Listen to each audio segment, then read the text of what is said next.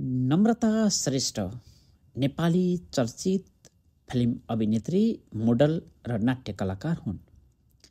उनी नेपाली फिल्म उद्योग कलिउडकी अत्यन्तै प्रभावशाली र लोकप्रिय अभिनेत्री मध्ये एक मानिन्छन्। नाम नम्रता श्रेष्ठ, जन्म जुन 14, 1985, काठमाडौँ, नेपाल। पेसा अभिनेत्री, मोडल, थिएटर्स कलाकार। डेब्यू फिल्म सानो संसार 2008। यस फिल्मबाट नै उनी रातारात चर्चामा आइन्। प्रमुख फिल्महरू सानो संसार, मेरो एउटा साथी छ, क्लासिक।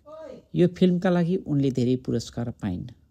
म यस्तो गीत गाउँछु, सोल सिस्टर्स, छिरा पुरस्कार, क्लासिकबाट नेसनल अवार्ड सहित धेरै सम्मानहरू प्राप्त गरेकी छन्। नम्रता श्रेष्ठ नेपालको चर्चित अभिनेत्री हुन्।